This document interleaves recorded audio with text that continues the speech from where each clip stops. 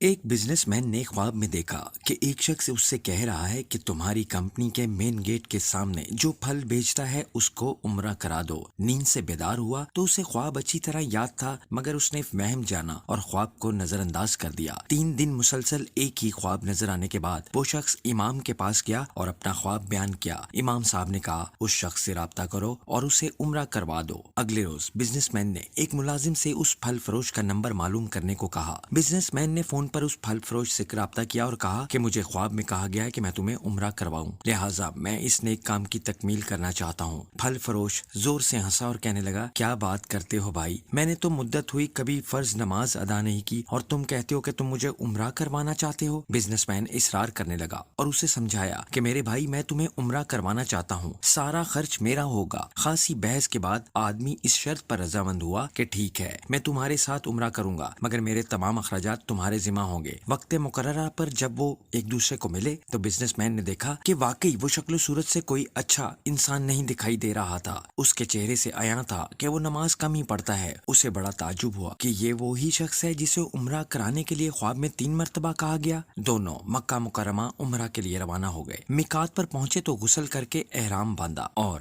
حرم شریف کی طرف روانہ ہوئے۔ انہوں نے بیت اللہ کا طواف کیا، مقام ابراہیم پر 2 رکعت نماز ادا کی، صفا مروہ کے درمیان سعی کی، اپنے سروں کو منڈوایا اور اس طرح عمرہ مکمل ہو گیا۔ اب انہوں نے واپسی کی تیاری شروع کر دی۔ حرم سے نکلنے لگے تو پھل فروش بزنس مین سے مخاطب ہوا اور کہنے لگا، دوست، حرم چھوڑنے سے پہلے میں 2 رکعت نفل ادا کرنا چاہتا ہوں، نہ جانے دوبارہ عمرہ کی توفیق ہوتی بھی ہے یا نہیں۔ بزنس مین کو کیا اعتراض ہوتا، اس نے کہا نفل پڑھو اور بڑے شوق سے پڑھو۔ پھل فروش نے اس کے سامنے نفل ادا کرنے شروع کر دیے۔ جب سجدہ میں گیا تو اس کا سجدہ طویل سے طویل تر ہوتا چلا گیا۔ جب کافی دیر گزر گئی تو بزنس مین نے اسے ہلایا۔ جب کوئی حرکت نہیں ہوئی تو اسے معلوم ہوا کہ پھل فروش کی روح حالت سجدہ ہی میں پرواز کر چکی تھی۔ پھل فروش کی موت پر اسے بڑا رشک آیا اور وہ رو پڑا کہ یہ تو حسن خاتمہ ہے، کاش ایسی موت میرے نصیب میں ہوتی۔ اس خوش قسمت انسان کو غسل دیا گیا اور حرم میں ہی اس کی نماز جنازہ ادا کی گئی۔ ہزاروں فرزندان اسلام نے اس کا جنازہ پڑھا۔ وفات کی اطلاع اس کے گھر والوں کو دی جا چکی تھی۔